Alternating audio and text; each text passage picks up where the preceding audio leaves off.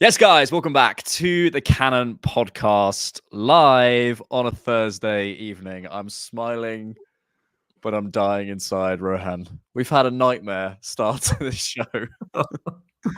I was late already. Sorry, guys. I was late. It's my bad. Then my headphones didn't work. Then Rohan's internet didn't work. I'm trying to give up coffee at the moment, so I'm so tired. You ever tried to give up coffee? I refuse to drink tea and coffee. I just don't drink it. What do you mean? I just don't need it, so I just won't have it. This has been my whole point about it. I'm like, yeah, but it wakes me up, and then I'm like, but everyone else drinks it, and they're fine. They're fine. See, it's very rare for an Indian not to be drinking tea or coffee, and I can say that. Usually, most Asians will generally drink tea or coffee. I just don't drink it. I wasn't even aware of that. the thing is, I've always felt like if I don't need it, then why bother? Because if I wanted to drink something that tasted nice, I'd rather drink like a soft drink or something, you know. So what's your soft drink of choice? See, I'm very much always a water guy. I don't drink many soft drinks, but if I do, that's going to get me through the show. If I do, it's got to be Fanta Orange. That's the best. It's the best. It's goated. It's so good. It works with anything. My friend, my housemate, is like a Monster addict. He loves Monsters. Oh my god! But I don't think they're very good for you. I don't think any soft drinks are very good for you. No, nothing. Yeah, it depends on the volume and how much you're drinking of it. Yeah, if you have one, you're fine. But yeah, but do you know, actually, it's actually crazy. Some people just don't drink water. I find that nuts. It's actually crazy. That's me. I'll have like one of these a day, and I'll be like, oh, I've had enough water. I'm fine. Like some days I'm better. Some days I'll have like a pint of water in the mornings, a pint like. You go gym though, Alex. You go gym. Yeah, you know. That's not making no gains, mate. No, I at least most days like 3 liters of water.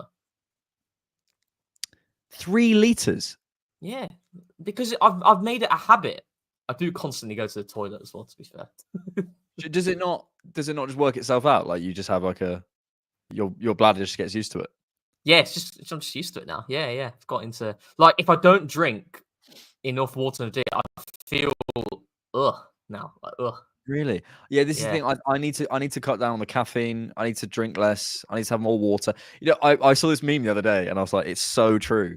Your 20s are just a series of you learning the most basic of facts again. It's like, oh, I feel better when I have a good night's sleep. Well done. It's not that my life. As you get older as well, you appreciate good sleep more as well. Yeah, like good sleep, drinking well. I've had a good meal and I feel better for it. Like, you know, when your mum used to say that, and then you just get out into the world. You're like, whatever. And I'm like, it's true. It's true. How are you, sir? I'm doing great. I've missed you. We've not podded for 2 weeks now, is it? I think because you weren't on the live last week. I wasn't on the live. How was it? I saw the comment. One of the comments was it was a much better banter to football chat ratio without Alex. And I was like, probably. Yeah, almost certainly. This is what Thursday nights are for, though, Rohan. That's what they're for. Exactly. Thank you, everyone in the chat. How are you? Ford says, hit the like. Oh, yeah, we need to put the little. I never do this. Need to put the thing on. Get involved in TCP. Oh, like my video. Who's that on the thumbnail? It's Ethan Nwaneri combined with Rohan Jivan. That's who it is. It's Rohan's face on Ethan. Alex Ford did it. Rin's here. Don't know's here. V-Vlad's here. All the big hitters are here. Don't worry about it's here. The picture confused me, says Seabird. Ethan Nwaneri is better than Philip Foden. Oh, we are certainly going to chat about that. Yeah, big game last night. Big game last night. That was not a big game. The opposite of a big game. A game last night against Preston North End. Let's start with your overall thoughts, Rohan. Delightful, absolutely delightful. It was, wasn't it? I will say, I've just asked you a question. I'm gonna answer it for you. Yes. What I liked about it is it was kind of like an old school Arsene Wenger Arsenal performance. Yeah. It was kind of like you go away, you play the kid, you have some experience, but you play the kids, you discover someone new. Not really, but you know what I mean? It felt like Aidan Heaven's coming on and Tommy Setford's playing. It felt like good times. Great vibes. Great vibes. And not gonna lie, I feel like I've been constantly stressed throughout this entire season for a number of reasons. Like every game feels war. And it was actually really good. Like genuinely, I think if we go a little bit tactico, a little bit, just a little bit.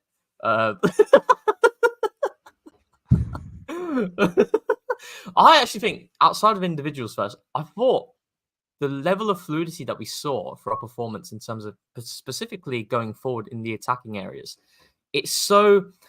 how good is it to just see simplicity in across the forward areas? Like you've got Sterling and Martinelli, two runners, you'd say, and you've got, in terms of who they're paired with, ball to feet midfielders in Marino and Nwaneri. And I felt that there was just really good synergy through both sides. I felt that we attacked well through the left. I thought we attacked well through the right. And it was just, I think it's a really good example to show how you can get your most fluid performances by sometimes just keeping things simple. You know, and obviously the caveat is it is Preston and they're pretty bad. They're pony. They were pony. I mean, the coach was he was at Sheffield United last year. I think the commentators actually got it wrong. They were saying he was the coach when we beat them at Bramall Lane. No, we played Chris Wilder at Bramall Lane. We played him at the Emirates when Eddie Nketiah got that. I remember all the cuts to Chris Wilder's face. It was, you're bang on, and it was a return to just put players in the right positions. And I think I always say this actually when we do rewatches of like lower level teams, it's always nice to watch like almost like our plan unimpeded. You see what I mean? Because top level teams they know what we're about to do. Liverpool know exactly what we're about to do. They're trying to stop us. They're trying to double up on Saka or stop the pass inside, or they're aware that Havertz is dropping out into the right half space, whatever it is. And Preston were just in two bags of 4 and a 2, and we're just like, right, we're going to try and deal with you. So it was really nice. I think we should probably start with the headline and the title of this video, which was Ethan Nwaneri. I'm saying he's the best 17-year-old in the country. I've not sort of, that's not really a substantiated opinion. I've not watched enough youth football, but I can't imagine there's much better under 18 talent in the world. There can't be. Let's start with a couple of things we love. Okay. I absolutely love the personality in his play. And what I mean by that, and actually how that defines, is when he crosses the halfway line, the trust he's given by his, and actually Arteta spoke about this in his post-match press conference, the trust he's given to like make pictures in the final third. I actually said this on the instant reaction. I think he gets attracted to the ball a little bit, but the picture he has in his head, you can so see it. He wants the ball. He's comfortable with it. He wants the touches. He wants to, you sort of see him. He's sort of got the picture. I don't think he gets it right, which is what I was saying on the instant reaction, but he has a picture. He's going, give me the ball. I want to go here. Give me the ball. I want to go there. Sometimes you need to settle into your sort of form and your structure, but the enthusiasm he has, the ideas he has, it's like in any situation, any company, a young person comes in, or, a company or a sports team or whatever it is, young person comes in, they're brimming with ideas. And the worst thing you can do is go, sit there, kid, and watch us. You've got to channel that energy. It's a bit of a weird analogy, but I used to look after these two kids. I was a nanny for a while.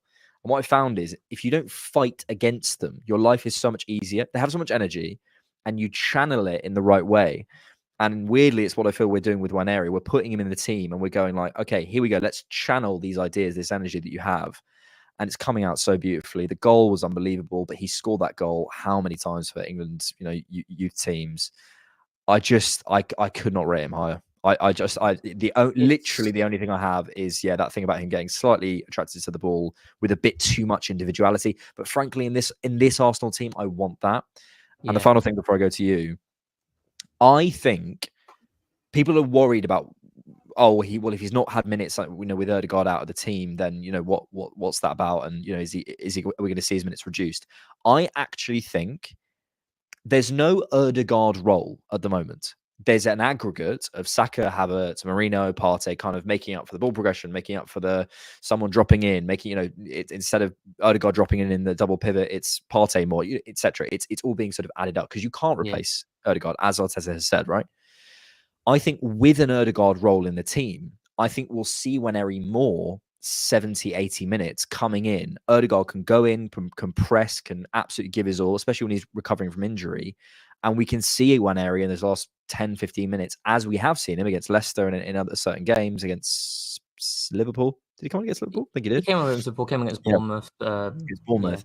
I think we'll see that more and more because there's a predefined role for him now. Whereas before he was, are we going to make a bit of a tactical tweak, pulling off Marino and putting Nwaneri in, which is slightly different. You see what I mean? So I actually think we'll see more. And I think Arteta really trusts him. I think he does. But at the same time, it's quite frustrating. When you see the performances that he's given so far, I mean, when we look at the 2 starts he's had, for me, he was man of the match against Bolton, and he was man of the match yesterday as well. And I think there's a comp flying around where you can see all his best bits. I've actually watched it back as well, and mate, the level of quality that he has at 17 is genuinely frightening. Like the spaces that he occupies, the way that he's able to kind of maneuver and step outside shadow covers to receive the ball. And actually yesterday, there were many times where, as fluid as the performance was, I felt sometimes the passes that were into him were quite hard. They were quite bobbly. And the way he kind of takes it immediately, is amazing. Yeah, the pitch was amazing. That's that you can apply that tax. But still, even with that, he's able to take it on his stride and he's able to perform that next action really swiftly. And I really like how quickly he's able to get shots off. If you look at the goal, he's able to get out of his feet and bang. And he did it 3 times in the game as well. He hit the post in the second half as well. And I don't know if you remember I think it was the first 10 minutes where he plays that slip ball inside for the underlap for Timber very early on. I think it might have been his first or second touch of the game. And the quality is just insane. And I tweeted out at half time where it's so good to see this, but at the same time, I expect it. And it makes me frustrated because I've been saying it. We've been talking about roles and, post Odegaard and Kai Havertz and how he's been utilized. And I don't know. It was actually very dweebish, my rant. I can't believe that. It was very dweebish. I just never imagine you like that though. It was like peak dork. Because I find it frustrating when people are saying Kai Havertz and Leandro Trossard are playing as this pair and they're playing within close proximity to each other and it's kind of this 4-2-4. It happens at times, but what predominantly happens, and you saw it against Liverpool, maybe we can touch on the Liverpool game because I still think it's very, very important to look at going into Newcastle. What we do with Kai Havertz when we funnel through the right-hand side, and I've been saying this from the moment Odegaard came out of the team, and the Leicester game was really the first one where we were more ball dominant because Spurs and Man City, due to different circumstances, we weren't able to control the game with the ball for prolonged periods. But Leicester, if you look at the way that we've been playing since then, where we've had a lot of the ball, Kai Havertz is the guy who drifts out wide when the opposition winger presses our wide centre-back because that's where the space is. And then it creates a dilemma for the pivot player, the opposition midfield pivot player, does he stay to stop central access or does he follow Havertz? And if he follows him, then the entry pass is available there, or you can find the centre through a quick combination or whatever. And Havertz has done that role really well. And that's what I really want to reiterate. But don't you think having Havertz drop into these areas isn't maximising him, nor is it maximising the team? And I'm thinking to myself, someone like Nwaneri, if he's receiving the ball in these types of areas, which is what he was doing yesterday as well, I just feel like there'll be better flow to the team. And I think we'd be able to generate more better situations in the box, especially with Kai Havertz being able to be that box presence as well. So this is actually, by the way, this move, this entire move was so good. The way we kind of carved them open. Yeah. But you can see here what Havertz is doing here, and when I think people are getting frustrated by why Kai Havertz is drifting into these areas, I'm not frustrated by that because that's what the role is for. But I'm frustrated by why Kai Havertz is doing that. I'd rather someone else be doing that. And I've mentioned it many times in this pod where I like Kai Havertz when he drifts into the wide areas situationally, where he plays wall passes, etc. But I don't like it when he's predominantly in these areas because I think someone else is going to give us better quality there.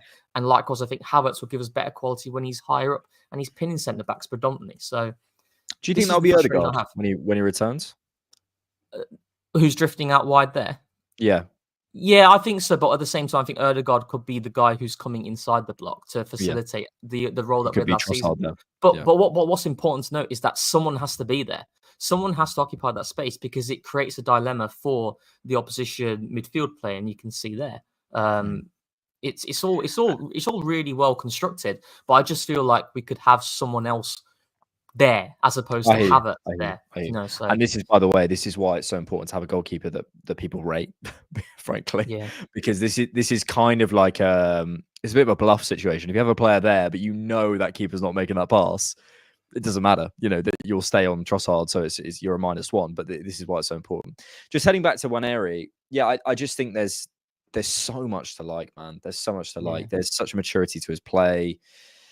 The touch, like it's so basic, but just the way he receives the ball, the way he cushions the ball, the way he looks after the ball, all those the basics of football. I've made that reference so many times. I don't think people know what I'm talking about. Do you know what I'm talking about when I say the basics of football? Do you know what I'm referring to? It's so niche. It's definitely a Brexit manager, isn't it? It's Fabian Delph. Oh yeah, in the All or Nothing documentary. When Pep, it's like the titans of the game, and it's like Pep, Arteta, like Company, Aguero, Fernandinho, and he just talks over all of them. He's like, guys, it's the basics of football. Come on, it's not as good as Mick McCarthy one. Go on, do it, Alex. Do it. It can. It's so fun. Anyway, the basic technical elements of his game are so there. Like, certain play, Jesus, his touch is a bit loose occasionally. I was about to say Saka. Saka's a perfect example of a hailing footballer who's not that at all. But Kivior, the way he receives, sometimes he can get himself into a little bit of a muddle. You never see that with him. The fundamentals are also there.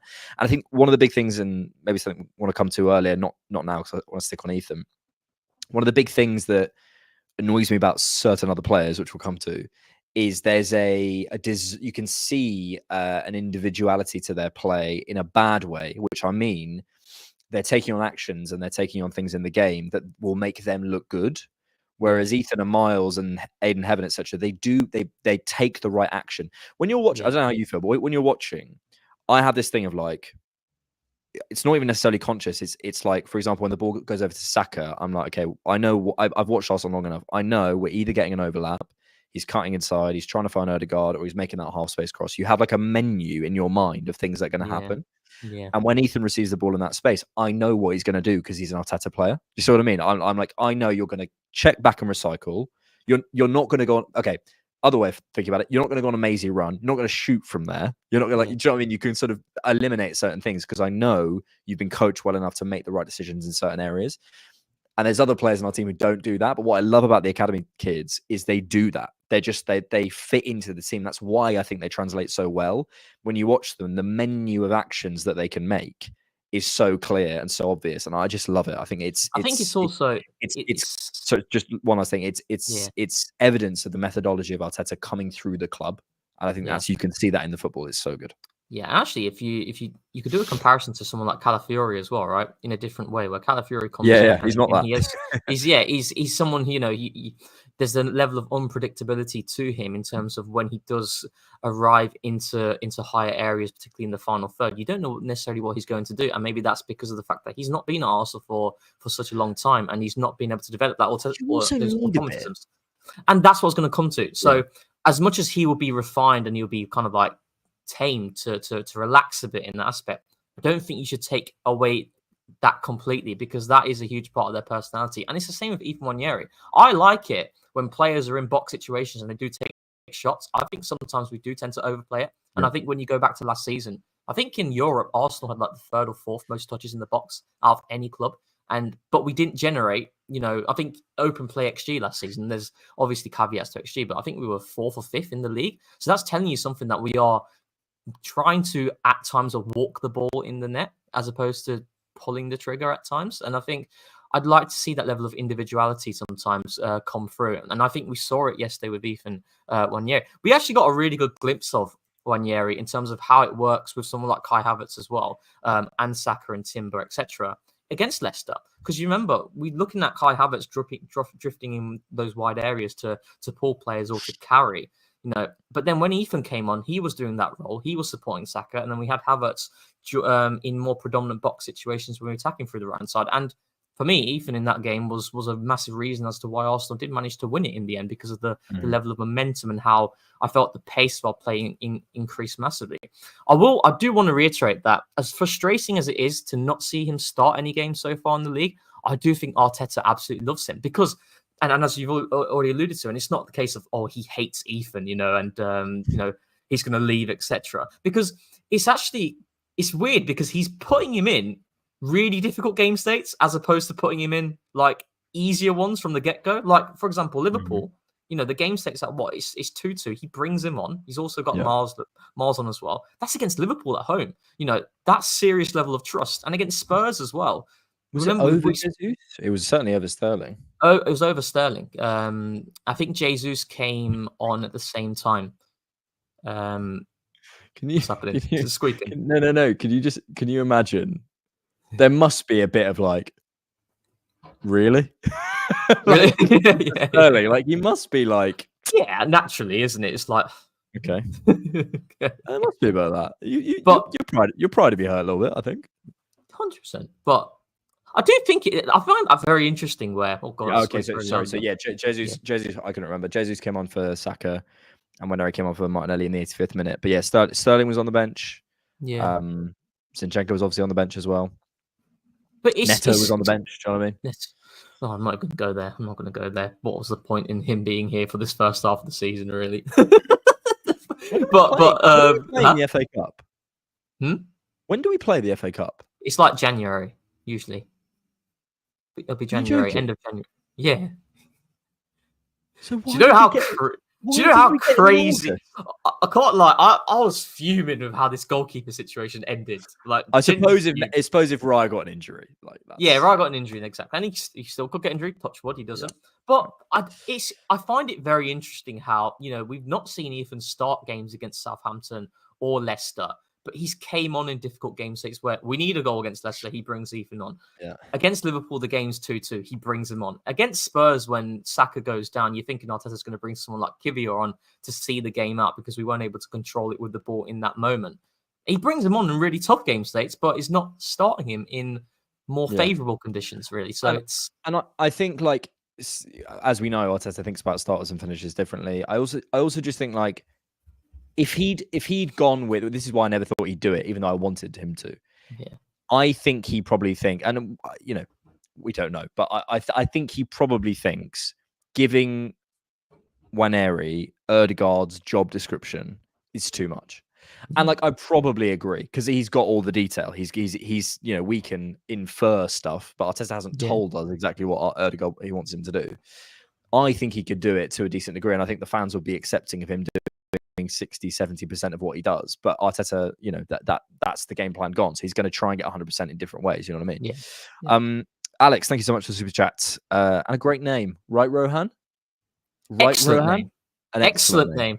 Excellent name. Strong. I feel like everyone my age is called Alex or Charlie or Dean. Sterling struggling, or Dean. Sterling struggling to score like a game of FIFA on legendary level, or the most weird things happen and stop you from scoring. Yeah, the one at the end was mad. I couldn't believe he didn't score that. And I don't think he could believe it as well. He was just like, it's kind of calmer a little bit. And I want to come on to maybe Sterling and Jesus now. Yeah. Just come on, lads. Like, grow up a little bit. Like, they were just getting each other's way. And you can see that they're trying to score. There's a moment where... bit cringe? Is it a bit cringe? Is it a cringe, Flake? Yeah, it's a bit cringe. There was an interview out from Gabriel Jesus earlier on, and I did that classic thing which you do, when I didn't read it, but the headline was, "I'm more focused on goals," and I just quoted it and said, "Yeah, we can tell. Like, we know, mate. Like, we can see that." But to be fair to him, that was a very non-Jesus instinctual finish. Yeah, it was. Credit to him. But yeah, I was ironically, I actually thought it was Sterling's best game in an Arsenal shirt. So I'm like, fine, but this is the guy who I sat there in a pub in 2021 and watched him at the Euros and went, if I could get that in my team, like, that you're watching that as, you can see that that's to his level. 3 years on, I'm like, come on, mate, you've got more than that. You're better than that. I think with Sterling, I think we see it's quite chalk and cheese so far in terms of what we've seen through the right as opposed to the left. And Sterling, in his best moments, has always been a player who's given you serious level of quality through both flanks. I think he's always had a bias towards the left because I think the angles are more favourable for him. But right now, I think when we're talking about, well, actually, when we look at Sterling right wing, one of the big one of the big moments Raheem Sterling gave to Man City is if you go back to that game against Aston Villa when they were 2-0 down, Sterling comes on, and actually Zinchenko comes on as well, and they changed the game. Sterling came on the right wing, Zinchenko obviously left back, and having like strong footers on the flanks really helped them. But I think right now, Sterling, the way I see it is, I feel he's struggling to create separation through the right. When he's fixed his man, he's looking to recycle, but he's looking to do a shimmy, and then once he tries to gain that extra yard, he's not able to get it. And I felt that was the story of the first half, where he did manage to squeeze some balls into decent areas, but at times where he was obviously winning corners as well. But I felt it was quite frustrating. Yeah, I have a theory about this, and I said this in the interaction, so apologies to people who have already seen me say this, but just I don't think you saw that.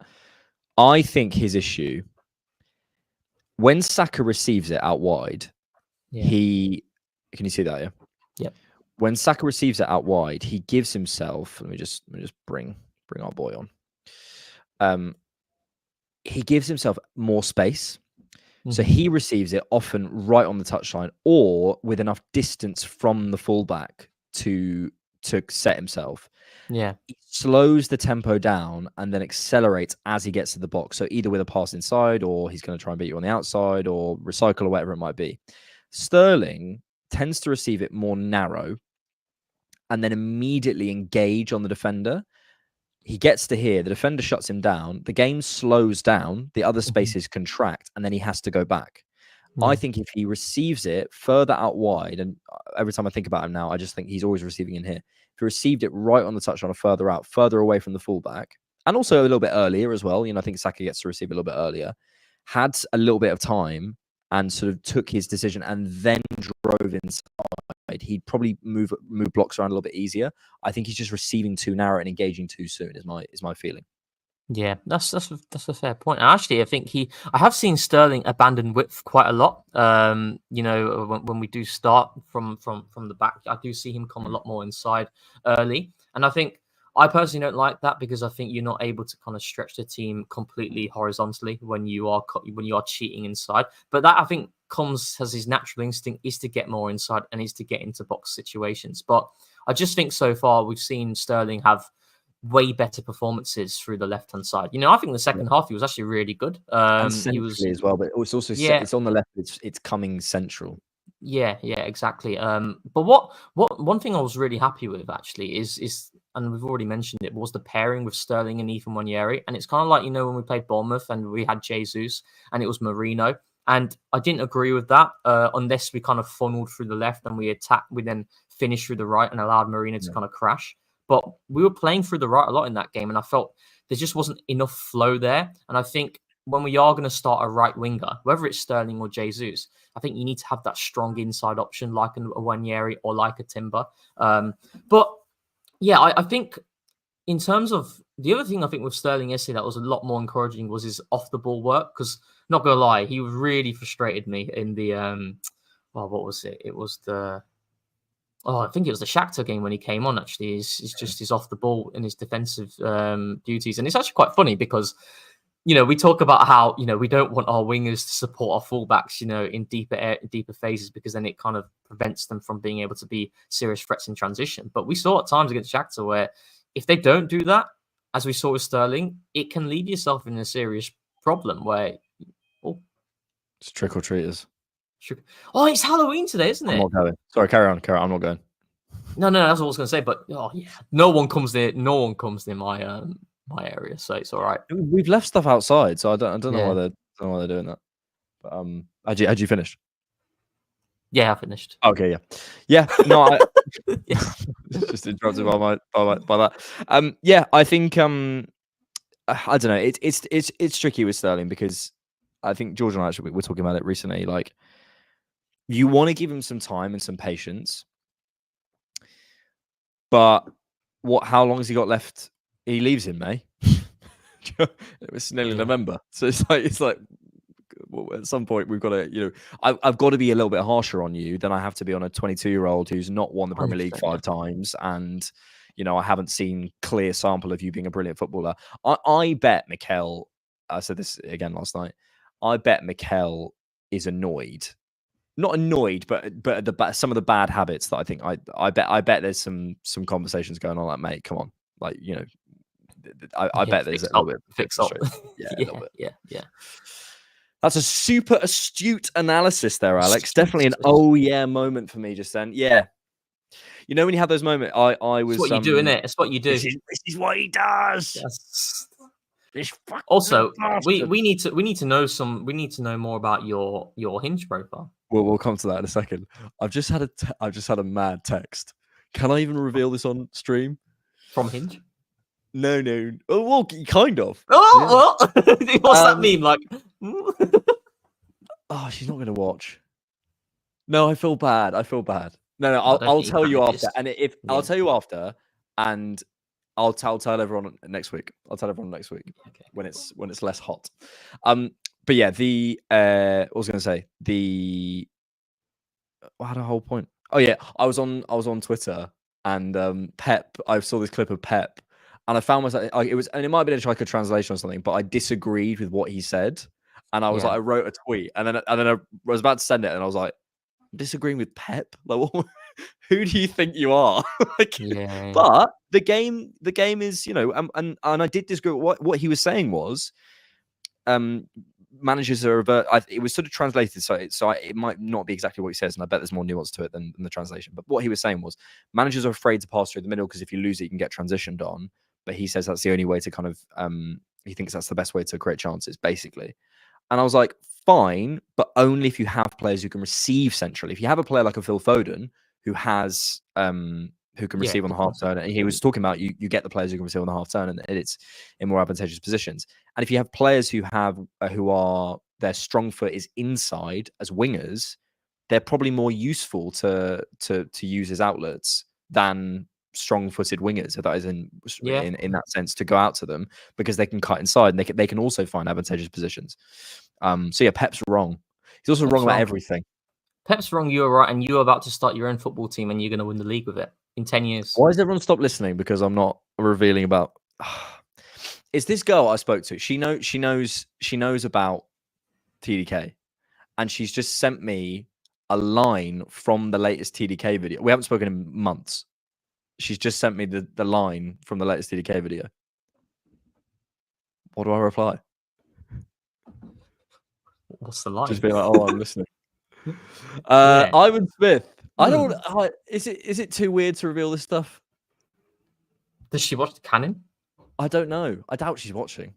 I mean, but what? We're 30 minutes in. Yeah. Law of averages, probably not. Yeah, I've told. I've literally, apart from my address, I've basically told everyone in my entire life on this show. Have you seen the story about Arteta and squeezing lemons? I'll send Alex the clip on Twitter if you haven't. I have. So it's basically, I think, I can't remember what game it was, but it might have been the Spurs game. He gave everyone a lemon, and they cut it, and we had to like squeeze the juice. Everyone had to squeeze the juice into one bowl, so everyone saw that like our juice came. When everyone's juices comes together, it's like a bigger bowl essentially. Should we watch it rather than everyone's juices are coming together? No, I didn't mean that. But like, as in, Ivan, can you send it to me? Oh no, I'm not saying anymore.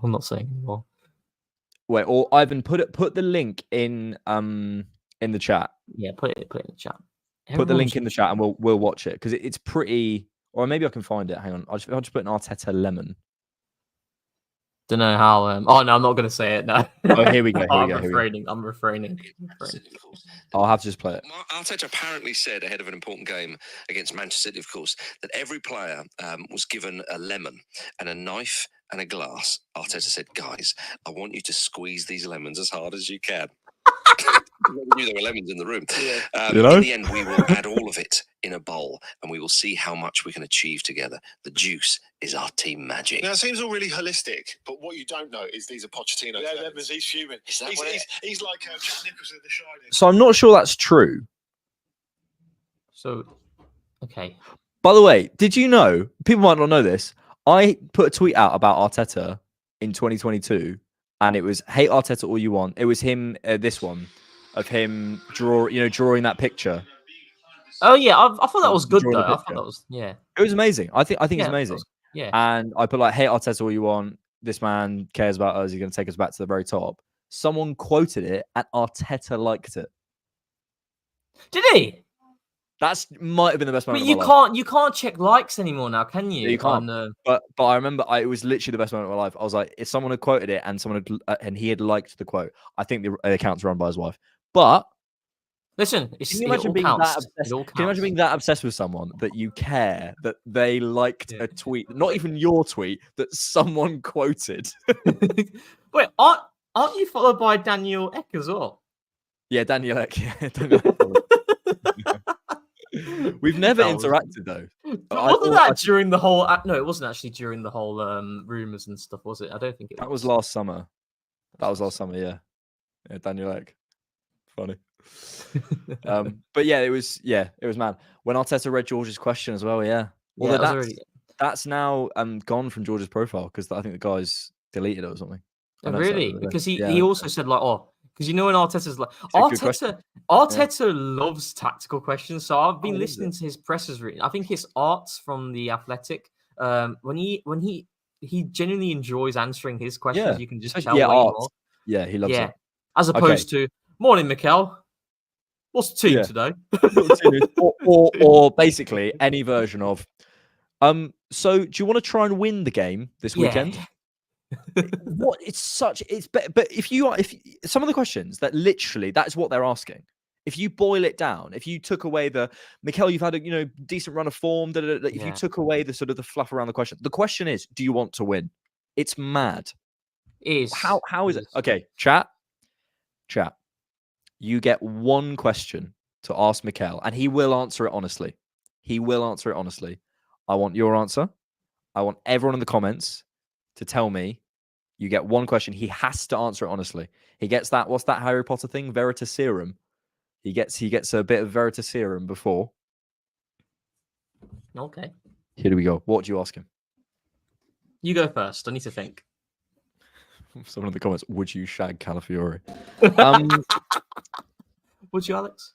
I think I'd ask him. I'd ask him if he likes biryani. Whether Lacazette and Odegaard rumors true. I think I don't know. I'd need to. I think I'd want to know about a specific incident, like maybe like Newcastle or something. Like, could you tell me exactly what happened around that Newcastle game? Like what you were told, what the conversations you had, like something like that. I think would be what happened with Ozil is a good question. What we're talking like generic during his tenure, or like you can ask him any. He has to answer it honestly. But I think the Ozil thing would be a good one. Yeah, that would be a really good one because if you look when you go back to the Ozil situation, right before lockdown, Ozil started every single game. He started every single game in the league, and then to not play any minutes whatsoever. Yeah, what happened? Because obviously it was always going to be a case of Arteta transitioning away from Ozil, but that was really abrupt. Think about it. He started every single Premier League game, and then he had played no minutes whatsoever after that. Yeah, that's crazy. Bin Man Joe says, "Will you give me a kiss?" Gib. Will you give me a kiss? Not give. Kiss is maybe a kiss. Maybe you ready? Maybe a tier list of his least favorite players he's ever coached. He's never going to answer that though, is he? No, but he has to. This is the point. Oh, okay. All right, we're in the game. Okay. I only said that like 5 times. So wait, no.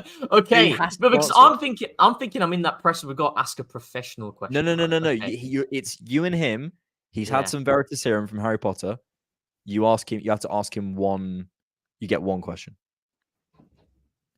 Maybe something like, okay, like is Odegaard in your team in 3 years' time, or something like that. You just like that sort of question.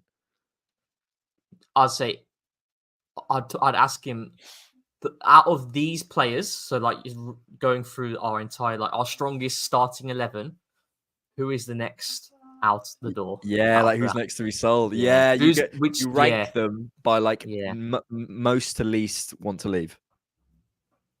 Or you could even go a little bit more daring, right? And you could narrow it down to something like Saliba, Rice, Saka, Odegaard. Yeah, no, but then you wouldn't get a sense of the shape of the team. You want to ask a very like.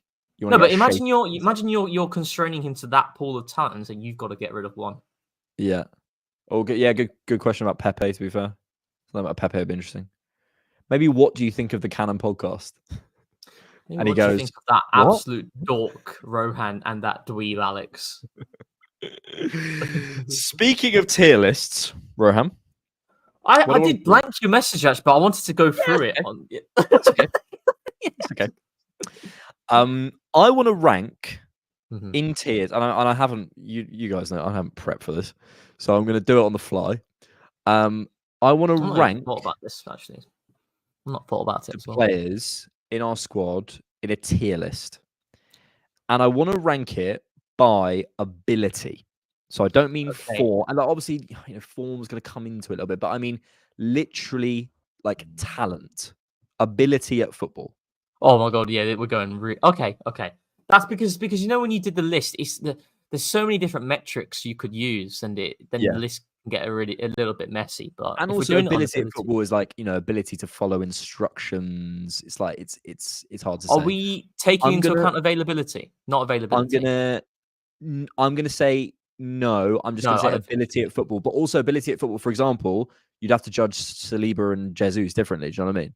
So ability at their position, I would say.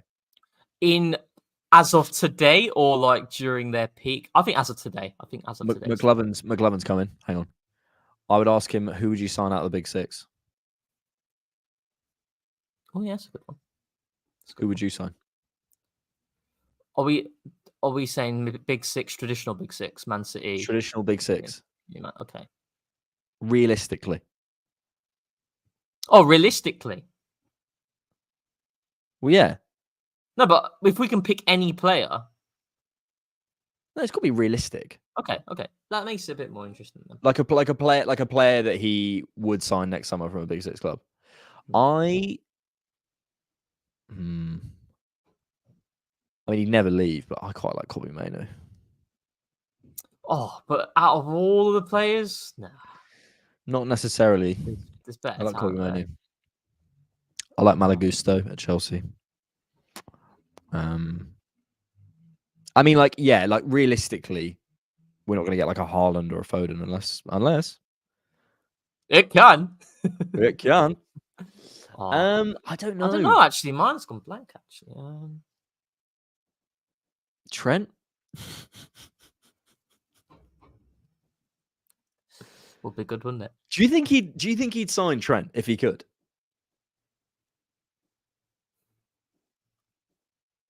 No, I don't think he would. I don't think he would either. I think he's one of those players that Mikel probably thinks is. I mean, considering how he attacked the spaces in behind him. I think the one thing about Trent is he's very like he pushes the gas pedal constantly. He's always looking to go over, in behind. I think Arteta is someone who likes a more methodical approach in terms of how he constructs his attacks. So, I don't think he'd want that at right back. I think he'd have that sort of quality higher up the pitch, but I don't think he'd want that at right back. So I don't think he would. Yeah, I mean, obviously he'd want the passing. No one's going to say that, but yeah, it's the other stuff. But our boy Pape Matar Sarr? Yeah, I think he'd love him. Yeah, he'd be sick. Okay, we've only got 5 tiers. So I actually had 6 tiers on my last one. Yeah, we only got 5 tiers, and we have to agree. Cool. And the we chat, can move them up and down. We can move them up and down. And we need some help from the chat as well. Should we make it more interesting? How many players have you got on the list? Just all the Arsenal players. And on the top of my head, on top of your head, do you know the specific number? Because then we could have. You can only have like 5 in this category or 4 in this category. No, I think you can have as many as you want in any category. Let's go with that. Cool. David Raya.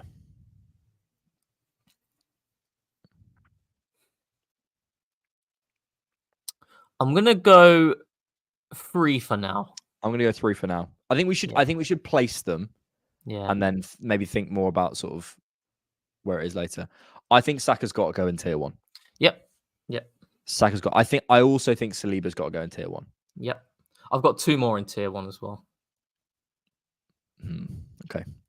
I know that goes against what you had initially on Twitter. I think it was. I'm gonna go. I'm gonna start here. No. Do you know what? Yes. I think I'm being. I think that's. When we're looking at ability, right? We've got to look at that individual where he plays, and you have to compare him to other players in the world. Their traits. Declan Rice has to be there. He has to be there. Gabriel is just tier 2 for me. See, I'd say so as well. But you know, when you're looking at ability, so when you separate certain things such as box defending, box attacking, those sorts of, when we're talking that top percent, because Gabriel is not in the top percentile in terms of his ability on the ball. He's improved a lot, but he's not in the top percentile there. I'd probably put him number 2 because I think he'd need more. Actually, I was going to try and write them out, but let's not worry about that. I'll take too long. I think Gabriel's close though to number 1, but just we can review at the end. At the end. Let's go Tomiyasu. It's either 3 or 4. I'd go 4 for now. I'd go 4. 4 for now. Kivior? 5. Someone's got to be in tier 5. Right. Can we just go through this slide? Because I know people have been saying I'm a hater on this because I have been on his neck for a while, Kivior, even from last season. Forget about his weaknesses for 1 second, right? I've spoke about it many times. And I won't ramble on too much, but when you look at our backline options, and he had a very good game yesterday, by the way. He had a very good game. 2 assists as well. Great half space cross. But when I look at our backline options, I think Kivior is the only one relative to others who doesn't have a standout quality. That he's showing at Arsenal, yeah, I agree. Is that because for example, I do think his passing is standout. I hear that, but right now in relation to Arsenal, it, so. It's more theory. It's more theory. Yeah. It's not something that we've seen. So, that sounds so harsh, but yeah. No, I agree. Yeah. Timber? I'd go 3 bordering 2 though.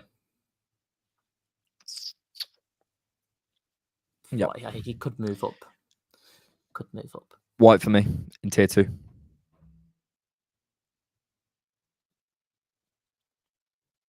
Come on. Ben White's tier 2. Don't do this. I'm not doing it, but I think he's okay. Yeah. For ability right now, he's one of the best right backs in the world.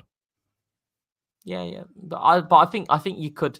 I'm not saying I've been one of Ben White's biggest fans. Nobody can put this on me, but I think I could understand people. Kick him from the chat. Yeah. Number 2. Number 2. Let's do. We've got Saliba. Tierney. Well, as of today, I'd put him 5 because he's not played for it. Unfortunately, Kieran's got to go in there if I can spell his name. And also, I don't think he's got loads of tools in his arsenal. I think he's got some really good tools. Yeah, you see that? He's got some really good tools that made him such a lethal weapon for us. But in terms of variety of skill set, I don't think he'd go much higher. Havertz. Ooh.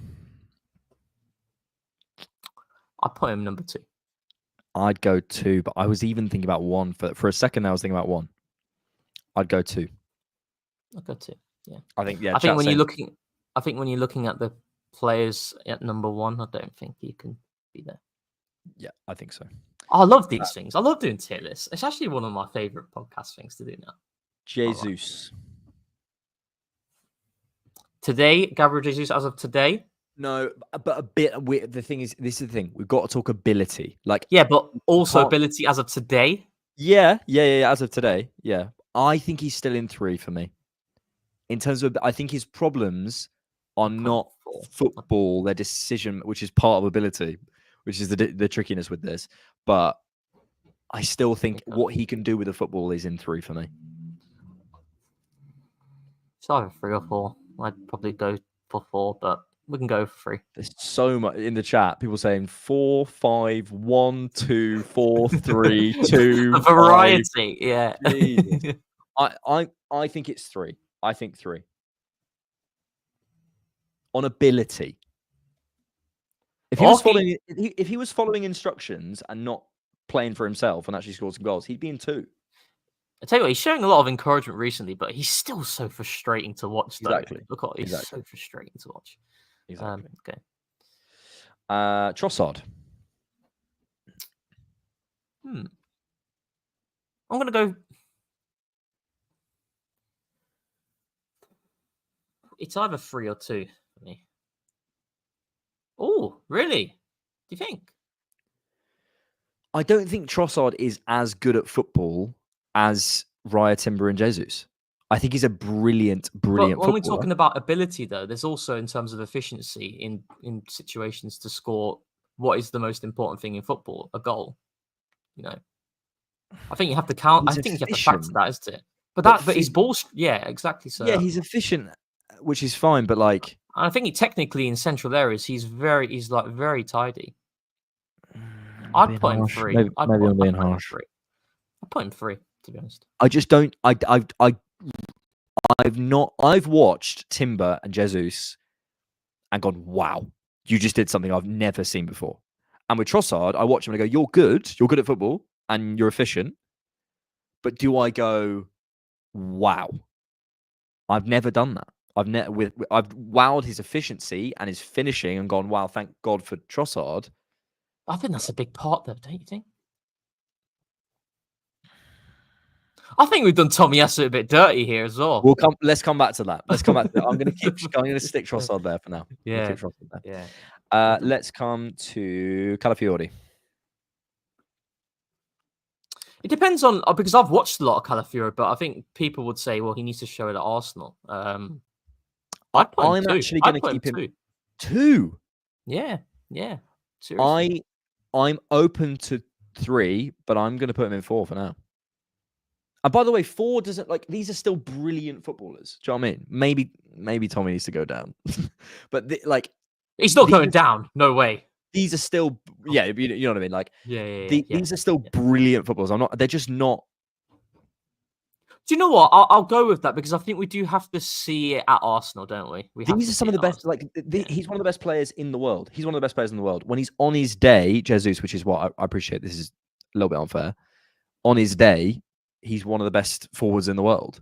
And these guys are some of the best players in their position. And these are Ballon d'Or candidates potentially in the future. Do you know what I mean? These are incredibly high heights. So this isn't a slight on Calafiori. I just So you absolutely hate Calafiori. So I hate him. Yeah. Jorginho. I'd go 4. Ability. Do we use? Are we looking at ability? Ability as in physical ability, or actual his understanding of the game as well? Does that come into this, or pure footballing? Or is it pure footballing ability? Look, with his ability. Yeah. Ultimately, what we're using. Like PGMOL, there's going to be some subjectivity. Ability. I'm not referring to form. I'm not referring to potential. I'm referring to ability. So then, there you go. It's is that, and I don't think I'm not fitness either. Do you know what I mean? Yeah. I'd go 4. Yeah. I'd go 4. Should we go for the super chat actually really quickly? We should. Yeah. McLovin says, if Arteta could sign one player from the Big Six, I think it would be Lavia. That is a great shout. Yeah, it's a great shout. That is a great shout. I really buy Lavia. Yeah. I like him. Big fan. Thanks for the super chat. Let's understand what you're basing it. It's hard to say, but just a bit how good they are at football, and then it's quite subjective, and then you make your argument. Yeah, and this is not on availability. Yeah, I feel like that's reduced down from, we're not talking form or whatever. We're talking about how good we think they are at what they do, and then that's that. From there, it's and this is not taking into account availability, which is why I think Tomiyasu we could come up a bit maybe. Okay. Martin. Get him in number 1 now immediately. Oh dear. Oh, if there was a 1.5, I'd put him there. Yeah. If there was a 1.5. I thought you were the Odegaard lover. I think no. But oh my God, saying you don't think he's the best player on the team doesn't mean you hate. You're doing the Twitter thing. Okay, Saka, Saliba, and Rice, I think, will be the best players in their position, undoubtedly, unequivocally, in the world. In the world. At football. Do you know how good you are at that point? Martin Odegaard, I think, will be a top 3 midfielder in the world in his position. I think there will be players there. There will, whether it's De Bruyne's or Musiala's or Doué's or Eze's or, I'm just naming names. My point is like, there's another level to go for him before I go, you are the best player in your position in the world. And that's what Saka and Saliba and Rice are. Or potentially, you know what I mean? I'd put him number 1. I think he showed more than enough. I mean, you got what, 22-23 season, 15 non-penalty goals, I think it was. For a midfielder, I think only Lampard has had more, I think. I might be wrong. I think what I would say about Odegaard, he does need to do more in the high-octane games away from home in particular. I think that is. Do you know what? Jonathan's made a good point here. I can't put him in the category with Gabriel, White and Havertz. I can't put him there. That's not fair. I'd put him number 1. I think he has to go in 1. But if there was, do you know what I mean? If there was a 1.5, I'd put him there. Put him in lowercase then, not caps, lowercase. If are you okay with that? Not really, no. But actually, do it half and half. That'll be funny. Are we doing Odegaard or Odegaard? Odegaard. I think Odegaard. Yeah. Okay. Who else are we missing on the Zinchenko? Marino, Zinchenko, Martinelli, Sterling. Where are you putting Marino? Because I want to. Marino. I don't think it's fair to put him any higher than these guys. Okay, cool. Because I was thinking you were going to put him 3, but I don't think that would be fair if you. No, I don't think that's fair.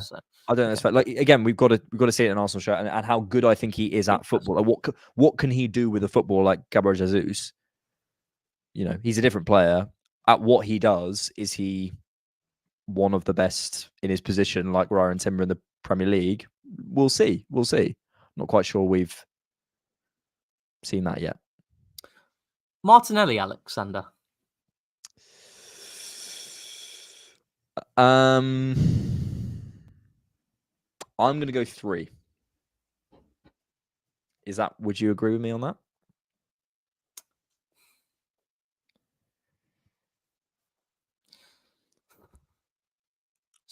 It's a hard one. I don't know. It's either 2 or 3. I think it's 3. Because Martinelli, if I'm going by like how good they are in their position in the world, I think there's an argument there. But I also think I sit there with Martinelli, and I have specific things I want him to improve on. So people in the chat are being like, "Oh, this player's in that position. We're going to move them around, so don't worry." I'd have him too. But it's. I'm happy with 3 though. I'm happy that I'm more than happy for you to have him at 3.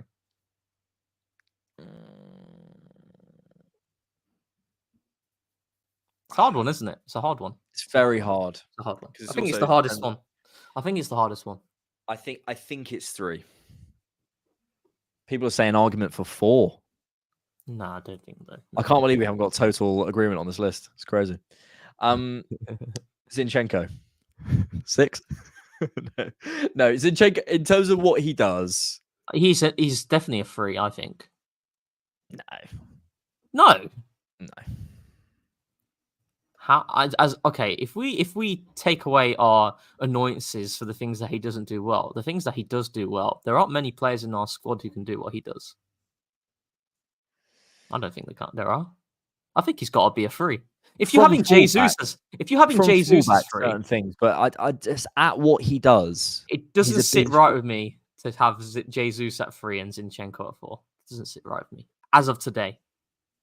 Yeah, I kind of agree with that. Trust me, Zinchenko gets a lot. I'd rather move Jesus down than Zinchenko up. By all means, they need to be in the same. I don't mind that. Yeah. Okay. Oh, that's hard, Actually. I'd rather move that down. Chat, we're going to come to you and you're going to make your arguments to us in a second. It's going to happen. This is going to get very messy in the comments. Final few. We need Thomas Partey. Now, he's at least a 3. I'd argue he could be a 2. At what he does when he's on form, I think he's 2. I think I'll tell you what. If there's one player who has been a standout star since post Atlanta away, it's Thomas Partey, and we've been seeing 2022, 2023, excluding the final 10 games of that season. Thomas Partey. Yeah, I think he's 2. He's playing at a ridiculous level. He's unbelievable. He's one of the best midfielders in Europe. He's really, when he's on it, and that's what it is.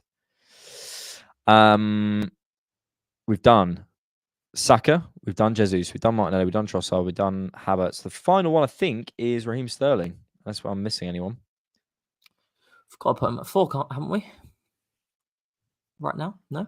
Yeah, I think he's been at 3 though, even quite recent. He's maybe even been at 2 at some points. But I think right now, I think if Marino's at 4, I think if Marino and Calafiori are at 4, he absolutely has to be. I think Calafiori is a bit harsh. I think because I think from what he showed so far, it's serious. I don't know. I think the mistakes he's made, I think he's a little. I haven't seen a big enough sample. Okay. I don't know. Let's start with you, and then chat. We're going to come to you in a second. Chat. Write in. The word in the chat will be challenge. And after challenge, you need to tell me, move Martinelli to 2 and your reason. And we'll come to those in a second. Go on, Rohan. See, I do a lot of prop for him, and I think I said it post Liverpool. I think Ben White. That performance was phenomenal, by the way, and it's again another testament to his character and how when Arsenal are hanging by a thread in terms of injuries in that moment across the back line, he's the one there available and he's putting in that sort of performance. But I think there's an argument for him at 3.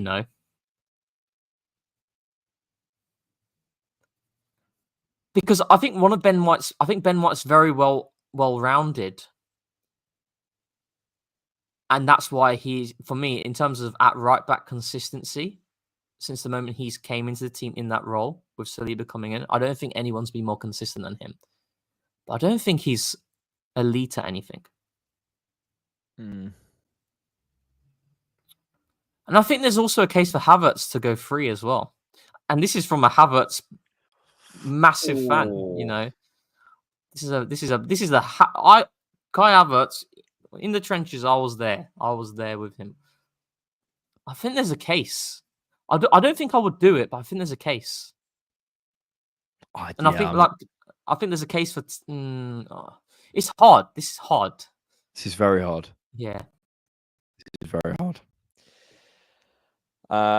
Define the list specifically and add play when you're explaining it. There's not. It's a tier list. It's very hard to define it, isn't it? But it's not form. It's not potential. It's not how good they were 3 years ago. It's how good are they at their position right now, and then we go into the debate. That's what actually, yeah. When you take into account position, Ben White's got to be 2. Yeah, he's got to be 2. Yeah. I just think he's so good. Okay. He is so good. But Let's go through the challenges. Chrome Timber has to be in 2. Better than White at most things. Disagree. Would 100% be picked by Arteta in the biggest games on aggregate. Better than White both on and off the ball. I'm not having that, Chrome. I'm not having that at all. I think you're massively underrating Ben White. Thoughts, Rohan? Yeah, Ben White has to be ahead of Timber. And if you're asking me who's my starting choice right back for the majority of the games, it is Ben White. But this is where I'm a little bit. But there are things Timber does that are better than Ben White. But likewise, there are things that Ben White does better than Timber. But he's not. I wouldn't say it's but he's not. That's what he's saying. Better than White both on and off the ball, or better than White on most things. I'm not having that at all. I'm not having that. No. Maybe defending wide, and then it's close on everything. I don't think he's. I don't think inside the block he's got the press resistance of during Timber.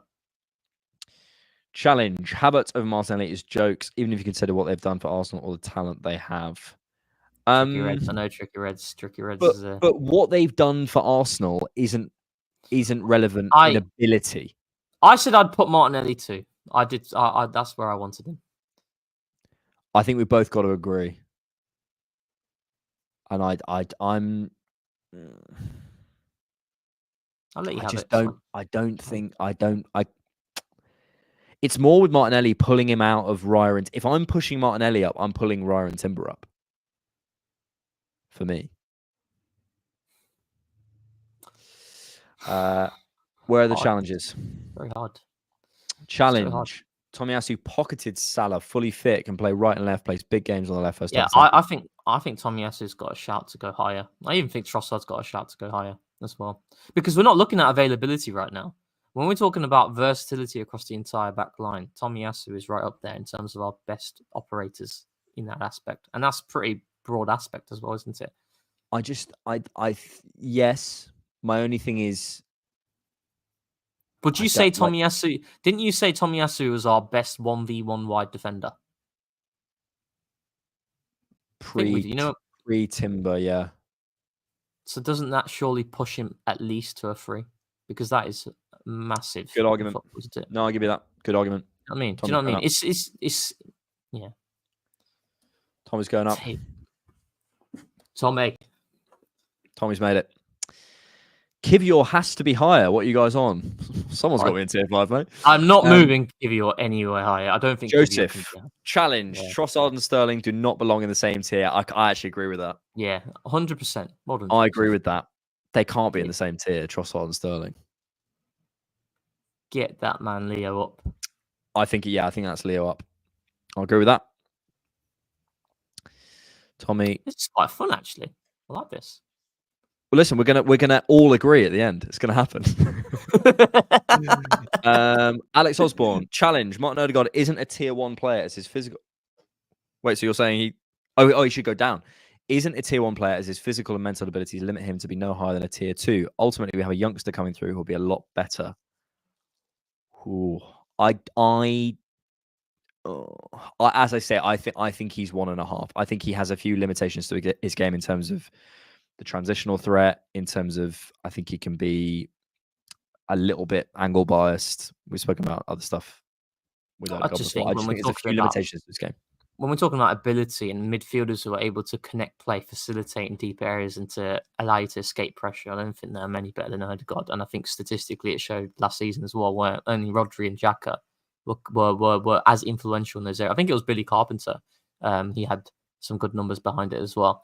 But he has his limitations for sure. And I've said it, I think in the big games away from home, there aren't loads of games which Odegaard has been able to really showcase his quality. And that's something that I think is a fair criticism. I don't know whether he imposes himself on games in a way a Saka can.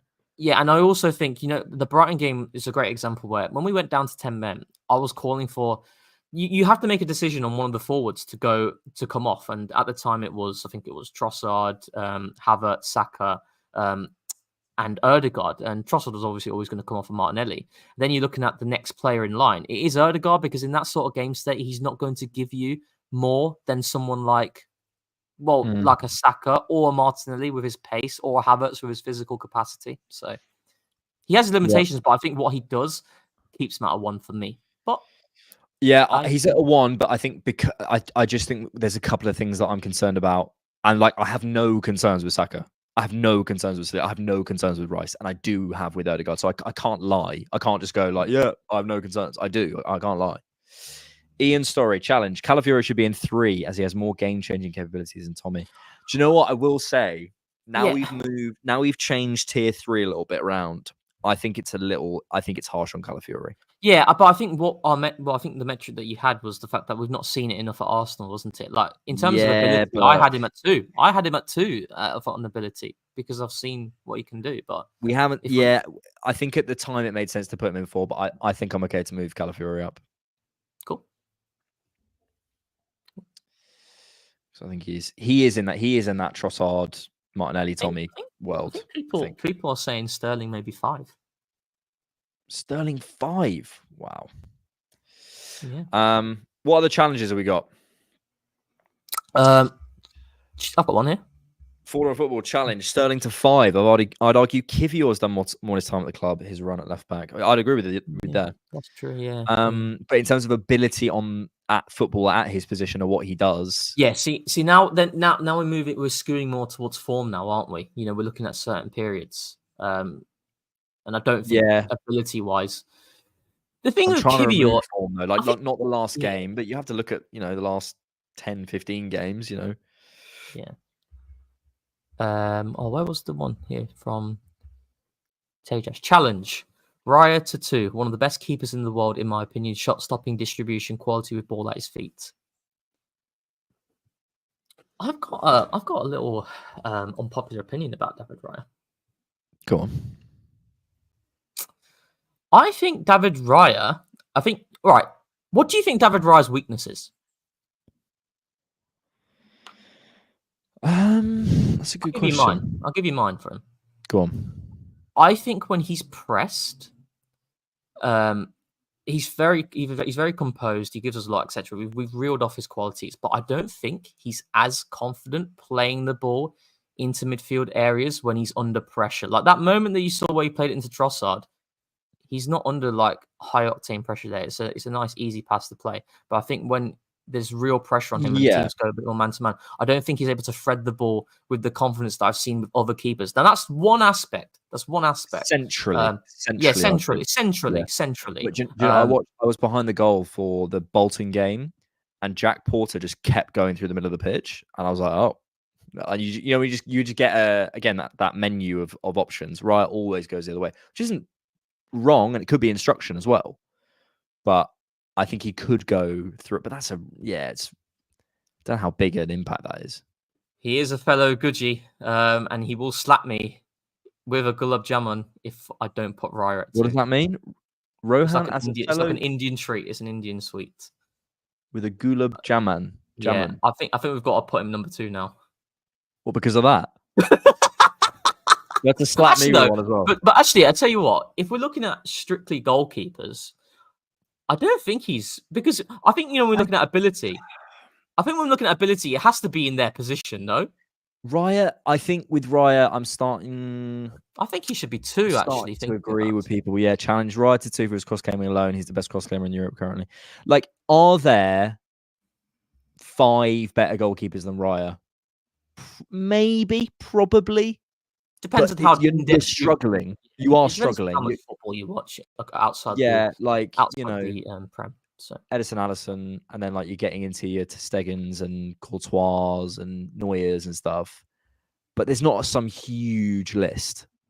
Happy Diwali to Paran, and happy Diwali to all my fellow Indian friends who are celebrating today. Don't know. I can see you're panicking about the criteria. The point of this is it's not particularly set. It's just ability, what you think of his ability. I think Raya should be moved up to 2. I think he should. Yeah. I agree with that. Because even if he's not in your top 5, then what? He's still... If he's in your top 3, then he'd be 1, wouldn't he? So... Have we got any other challenges? I don't think we've iterated loads. I spent a day with Saka on a shoot for New Balance. I have the receipts. He said best player on the team is Odegaard by far last year. I want the receipts. Let's give us the receipts, Ram. Yes, give us the receipts. But we have seen that a lot from Arsenal players. They do rate Odegaard very highly. Yeah. Okay. Alex Osborne's challenged again. Challenge. Martinelli should be tier 2 as he's proven when he's given proper support and structure around him, he thrives and has traits which win games. I don't want to engage with that. I actually think he's in the right place. What I find interesting about the whole Odegaard thing is if you rate Odegaard, I also know you rate Havertz, Ben White, Saka, obviously, and Gabriel. If you don't rate Odegaard, for some reason, I also know you do rate Martinelli, Partey, there's another player who always goes with them. You used to rate Tierney. You used to really rate Tierney. That was your favorite player. Okay. And Saliba. And you think Saliba is comfortably clear of Gabriel. I just know. I don't know why. It's these 2 categories of players that people really very like. Interesting. I've really noticed it. People who love Odegaard, those players that they prop them players. People who it's something about the mental profiles, I think, of those players. Also on the Martinelli side, I think it's Timber as well. Timber's on that side as well. It's something about the mental profile, I think, There's something about Is Odegaard that the that's bad side? Is that the bad side or? Rin, I'm feeling called out that Odegaard pack in my top 4. But yeah, I'm telling you, man, it's like I think it's mental profiles. It's like team based, like slightly shy characters versus like more sort of. It's like type A versus type B personalities. I think. Yeah. I think Zinchenko shouldn't be 4. What are you thinking? 3? Yeah, I think so. No, I'll put him in his rightful place. I'll put him in his rightful place.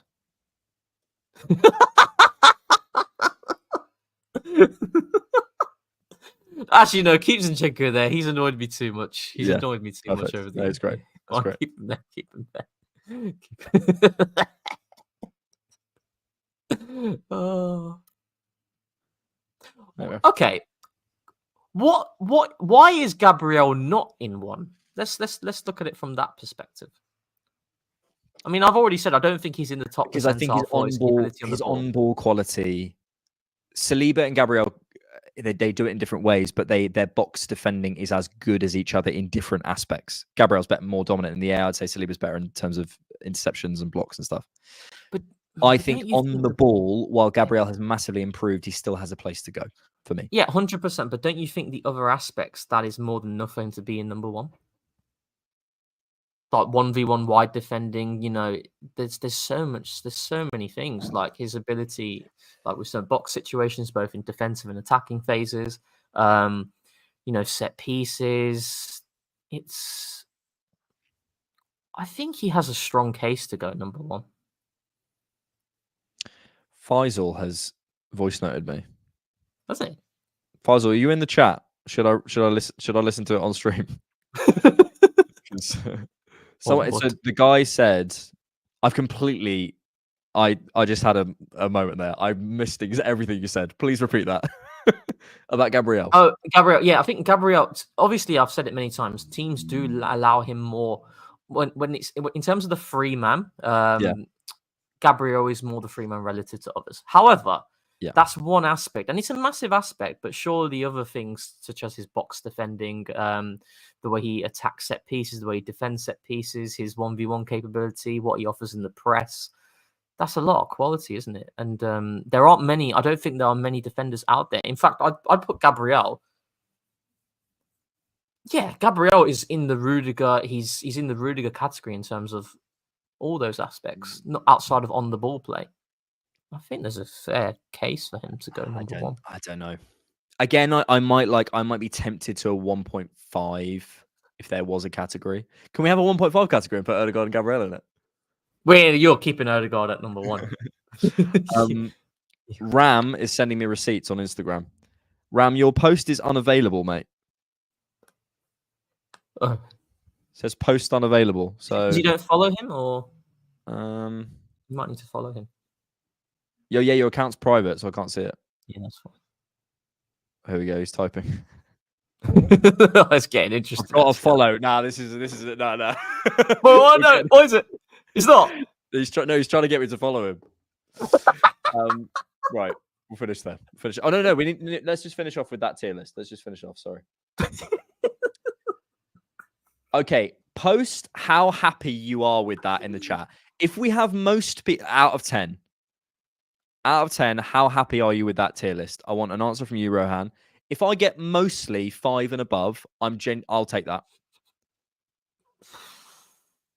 I'd have to do a lot more thinking on this, but I'll give it a 7.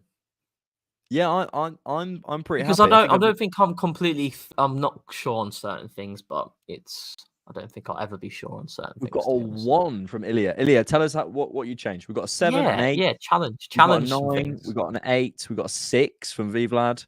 We've got a 1. Another 1. Don't worry about it, mate. What you are worried about it? Tell us. 8. We've got a solid 7. A 7. I might just follow this guy just to see the receipts. Yeah, I want to see the receipts. Just follow him. Oh, no, I got it. Just unfollow after if it's. Oh, he styled him. Did he? Yeah, okay, but you've put no, as in I believe you, but these aren't receipts. That's just a picture of Saka. Like that's not receipts, is it? Receipts is like Saka's Yeah, you got DM'd you or something. Some evidence. But you styled Saka. That's really cool. Yeah, that is good. That's cool. That's really cool. I think that's worth a follow. Yeah, I'll check him a follow. Yeah, I think that's passed. Yeah. We've got an 8, a 6, an 8, a 0. Come on. You can't say 0 and then not challenge anything. You've got to challenge. Anyone who said 1 or we got 1 from Alex Osborne challenge. Where are you putting Miles and Nwaneri? Okay. 4? 3 or 4? Something. Would it be disrespectful to others if we put them really high, or? No, I think just on quality, like, they have, like, Miles especially has aspects to his game that I think he definitely can improve. Nwaneri, there's a couple of things, but I'd be looking to put them at 3, to be honest. It's a bit high. Alex, your beard grows quick, Daddy.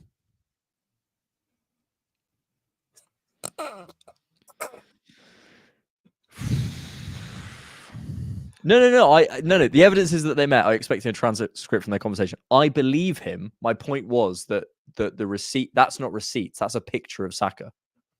Yeah, wasn't the receipt? He mentioned that. Yeah. If I said to you, I met Arteta and I posted a picture of Arteta, like from Getty Images, and said there's receipts, you wouldn't believe. You might believe me. What we wanted receipts on him saying Odegaard is the best player in the team. Wasn't that the whole idea? Yeah. Do you know what? He styled him, so it's a solid pass. So Cheeto Obi probably would have been 1. Where's Zinchenko again? Zinchenko's at the bottom of the page. Zinchenko's 33. Oh, that was good fun. Good fun. I'm glad we all agreed. Let's swap us.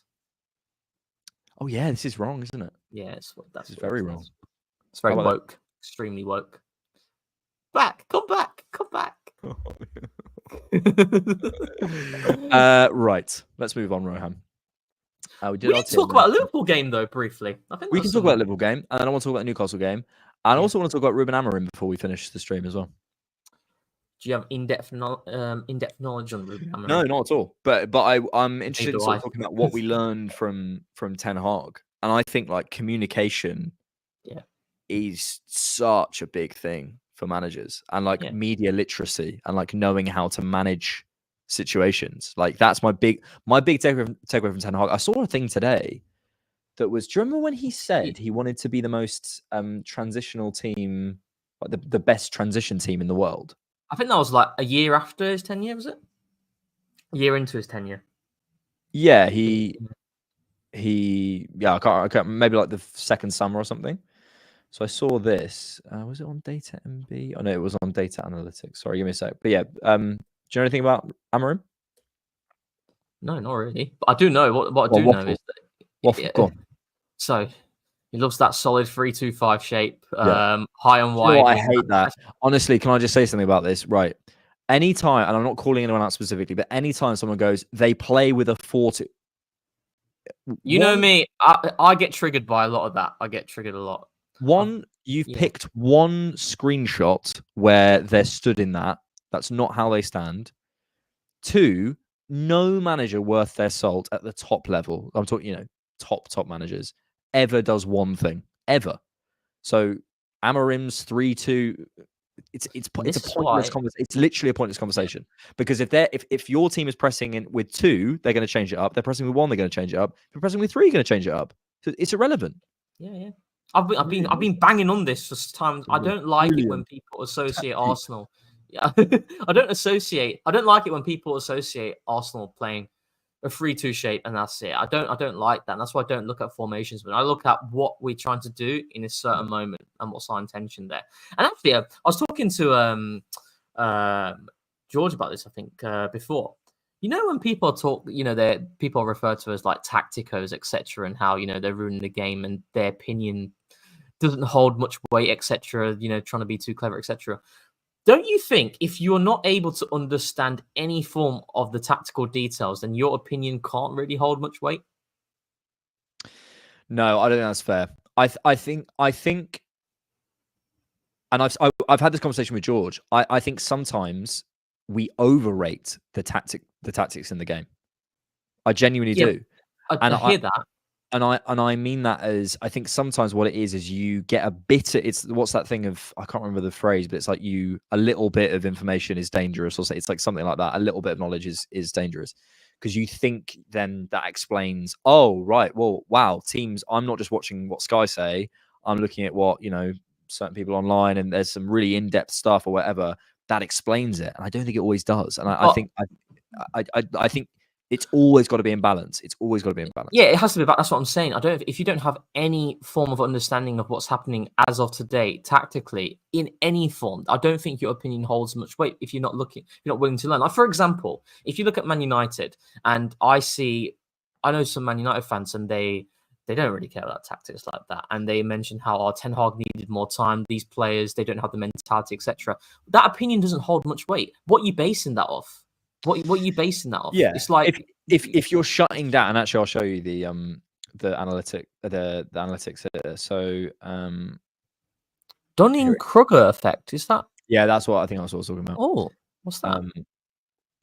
I think it's like, I actually don't know. I'm not going to try and explain it. No, But that, so this is the as of today. This is, do you remember when he said about they want to be the best transitional team in the world? Bro, we're a better transitional team than them. Yeah. Like, sorry, yeah. That is horrific, and that's the coaching. That's the inability to coach and get his players in doing what he does, and all the distances and stuff. Look, I think on the thing you just said, yeah, it doesn't hold much weight, but and you need to have an understanding of what is trying to be done. But ultimately, no one's going to know exactly what it's. We're all working it out. We're trying to reverse engineer, so it's hard to. But I'm not saying you need to know the ins and outs of every single detail. But if you do not have any understanding of, at baseline, the tactical understanding of what your team is doing, I don't think your opinion will hold as much. It's like, for example, you can't say something without having some numbers to support it as well. I think there's also that. I also think that's very important as well. You can't make a claim and be confident about it if you don't have numerical data behind it. That's just not how society works as well. I agree, but that's like, it's like what you're thinking. I'm not saying someone needs to know, what pressing shape they're doing here, what they're doing here. But if you do not have any understanding tactically of what's happening, it's like in any industry you work in. If you do not have that sort of understanding in that sector, I don't think your opinion holds much weight. Like, what you're basing I it agree. There's a room in the house you just don't go in, so you don't know the value of the house. Like I completely agree. I suppose, the bit I'm coming back on, which isn't really what you're saying, which is a separate point almost, is it Dunning-Kruger or Dunning-Kruger? Dunning-Kruger must be. Is it a German? It is this thing with Dunning-Kruger where I think some people get a little bit of knowledge about tactics and then think that explains the entire game in every. I'm like, bro, it's a part of it, but the form, we joke about it, but the mentality, the preparation, the tactics, the technique, that holds the weight. technique of what the players are actually doing. If they're constantly going, outside of the boot instead of inside of the boot when they should be doing it of something different, like all these things like this, and that's why the game's amazing, because there's so many different angles on it. But I think I do feel this sort of which I always push back on. There are certain people know who I'm referring to. There's certain people who think they know the game better than anyone because they have a good tactical understanding, when actually, if you say, for example, if you have no information about sports psychology, you're also locked out of another room in the house. If you have zero emotional intelligence, you don't understand how people work, you also are locked out of a room in the house, and you can't analyze either. You see what I mean? And when people talk about, they don't have the mentality to play in that game, etc. Again, what are you quantifying that? What are you basing that on? And that's the same thing, isn't it? So, I think for me personally, I don't know about you, but I feel like if I want to project an opinion, I've got to make sure I do my background reading or whatever to really be confident in it.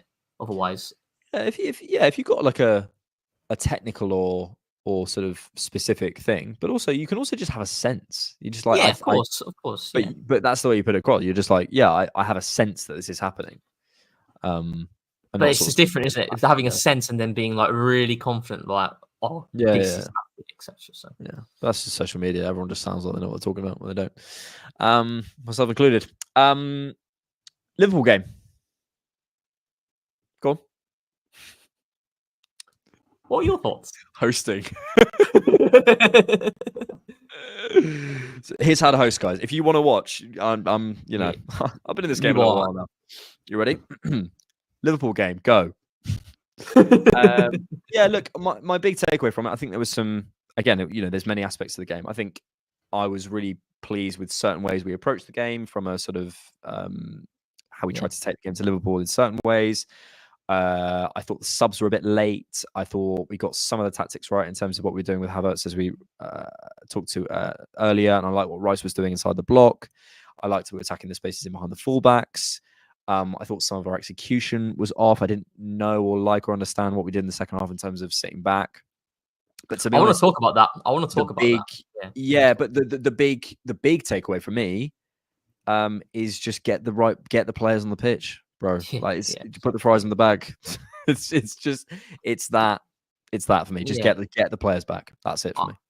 I think the first half was really good. Genuinely, you know, I watched it back. It was fantastic. And when you consider the context, obviously, with the injuries that we had and then the in-game injuries that we had in the second half, that for me affected the flow. That was one. I want to go into the narrative of Arsenal sitting back because I think it's so disingenuous. I think it ignores so much context behind a lot of what was happening. What like Jamie Carragher, I think he was the one who spoke about it. What he's done is he's looked at the possession numbers in that second half. He's seen Liverpool had 67%, Arsenal had 33%, equals Arsenal sat back.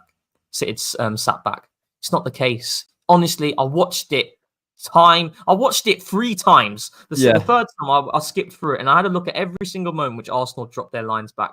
What happened? There were 3 things. The injuries affected our flow. They absolutely did. That's a massive one.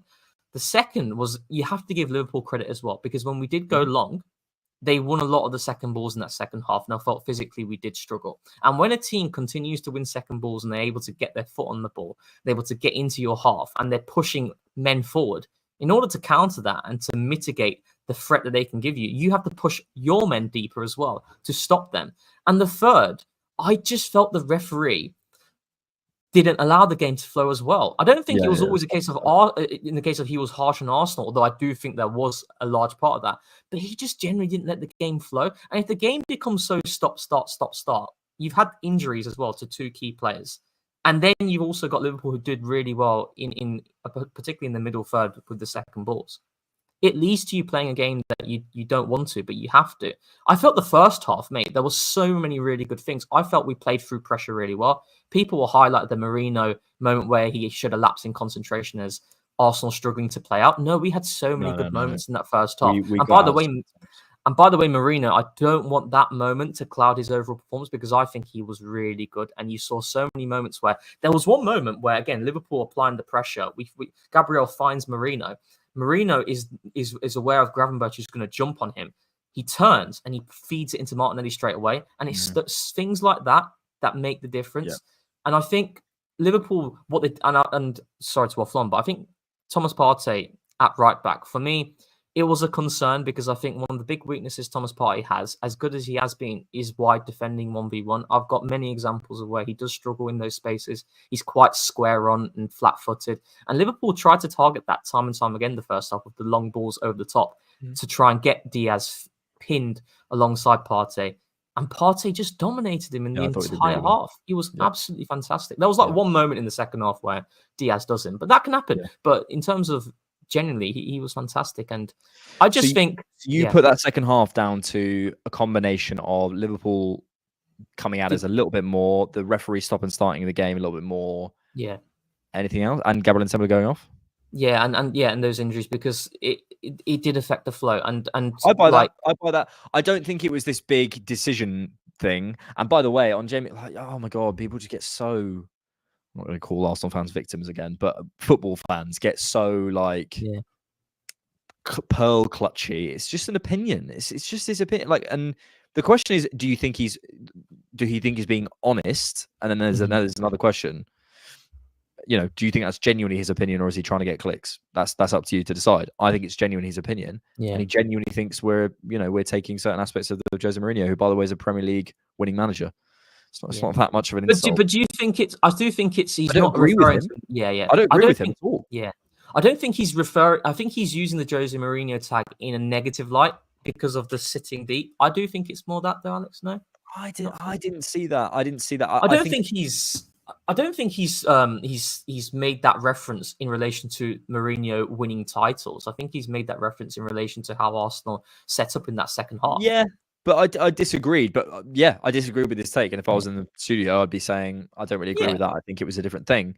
But this idea that it's this sort of, I don't know, like I said this on a stream as well. Like I think Tim Stillman, I saw his tweet, and I really respect him, but he was like talking about how like he really went in on it. I was like, bro, like it's just not that deep. Someone's opinion. Is he the one who had the cheese cob?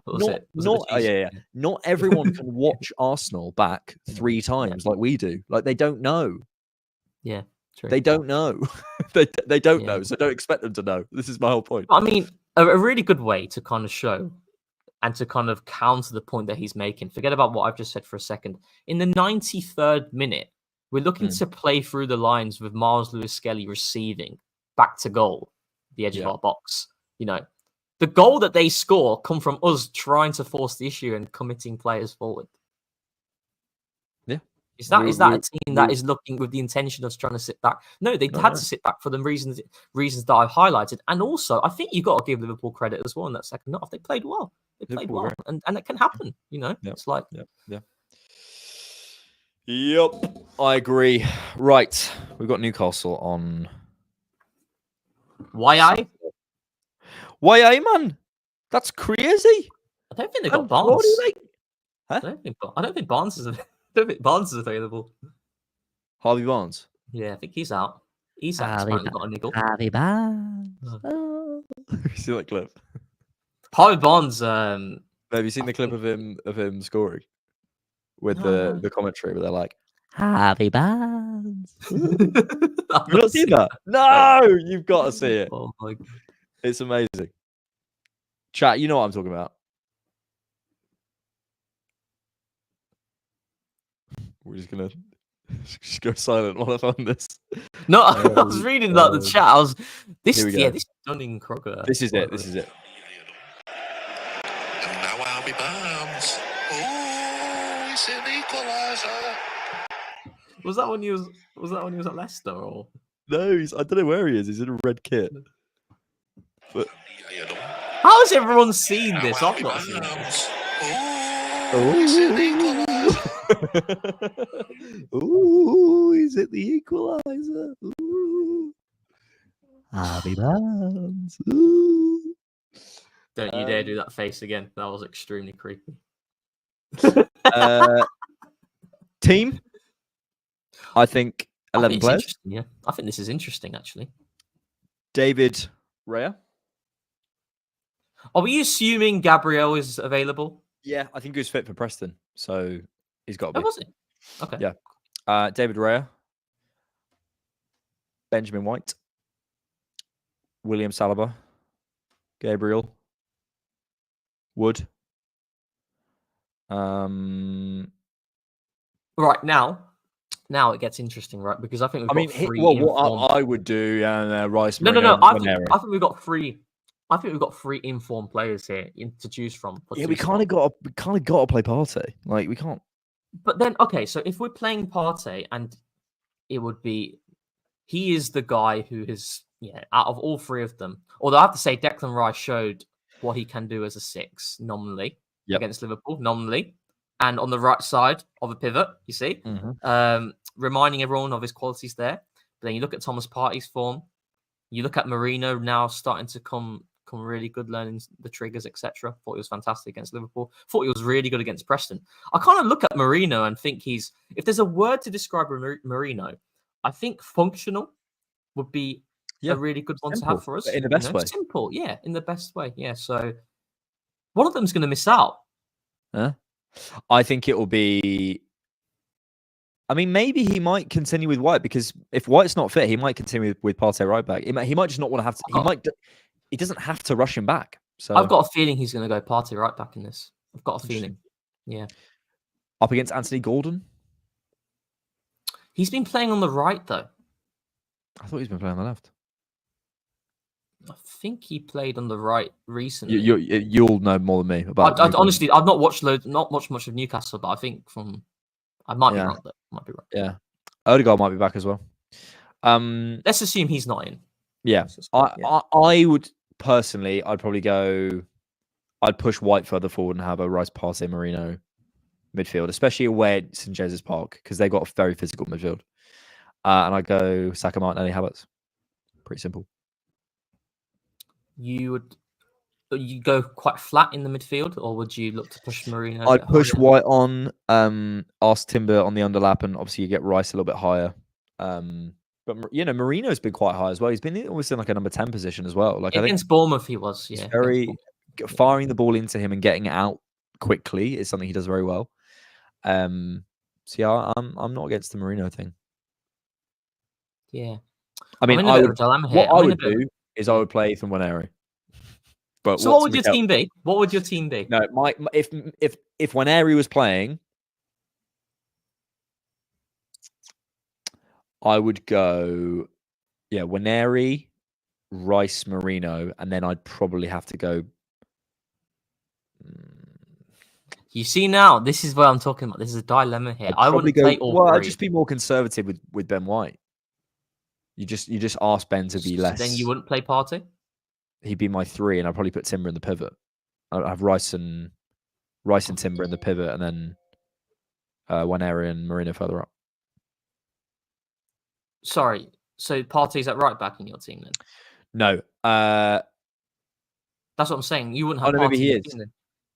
I've got 12 players, haven't I? I don't know. Yeah, it's hard. Trust me, it's hard. It's a hard decision. This because I think he'll play Partey. Because if we're looking at Timber left back and then everyone's looking at Partey has to play, I don't think there's in any world when everyone's fit Declan Rice does not play. Yeah. So then I'm looking at that left hand side and it's looking a bit meaty. Not gonna lie. Mm-hmm. Rice, Timber, Martinelli. Yeah, yeah, that's horrible. We need, brother, we need brother. This is what I mean. It's hard. We need a Marino out there, or a Calafiori, or a. That's the thing. We've got no Calafiori. This is where this is an issue. Yikes! Maybe we just play 12 players. Maybe we shouldn't play. Maybe we shouldn't play. Maybe we just give up now. Man City are going to win. Bigger chance of Alex getting a girlfriend than Arteta dropping Partey. It's not very nice. Do you know what? I actually have come to a bit of a what's the word? Epiphany this week. Okay. I actually wrote out. I can't believe I'm saying this live. I don't care. I wrote out more trick-or-treaters. What life would be like if I never had a girlfriend. Because when people, or like you never found a partner, you never had a family, whatever. And I think I'd be okay with that. Because when people are like, the moment you stop looking, it's going to happen. And I'm not really looking. Like I'm on the dating apps, but not particularly. I'm not like asking. I'm not like I'm working most of the time, so I'm not really like trying particularly. But I had I wrote it out, and I was like, I could have more time to travel. I have more time to focus on my career. It would be good. It'd actually be good. Yeah. Do you think it's more of a social pressure? Yeah, I think it is, isn't it? Because and it's like, for example, you need to have a child by the time you're 30. Yeah, I think it's just drilled into you, isn't it? Yeah. You have a partner, you have a family, you have a girlfriend, like at all times, and actually, like, do you know what I mean? People in the chat saying coping. Maybe I am. No, I don't think. No, you can definitely be happy on if that's what you're. Yeah. But I think you can find peace. I think our culture does teach people that you can't be basically, like, subtly, you can't be happy on your own, and I think you can. Yeah, and this is the thing. I'd never genuinely deeped. Oh yeah, I might never meet the right person. So what would life be like? And I just wrote it out. I was like, oh yeah, that would actually be quite nice. Do you know what I mean? More time to stream. More time to be on TCP Live. And more time to churn out that top quality, saucy content. Sweet content. Sweet content, baby. Rohan, I'm going to finish there because I didn't have any caffeine today and I'm so tired. Do you know what? I'm usually the one who kind of like gets, right, I've passed my point now. I've got a bit of energy today, and I think it's you today who's... It's me. You're normally the one dropping by the end of the stream. You're. It's because you get up at like 7 o'clock, to be fair, and I'm up at like 3. 6:30. Yeah. 6:30 tomorrow. That's crazy. 5:30 actually. That's 5:30 crazy. tomorrow.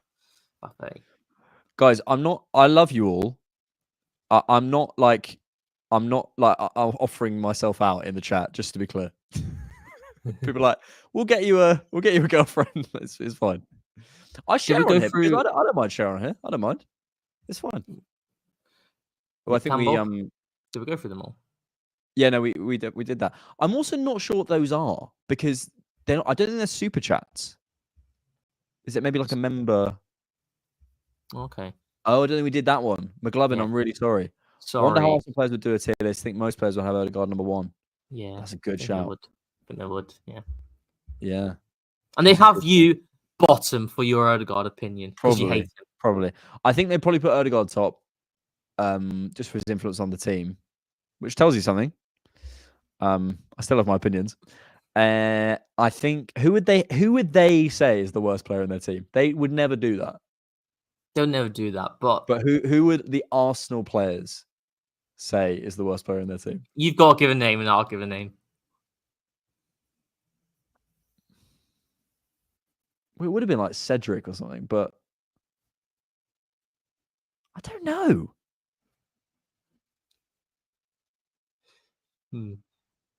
I don't know.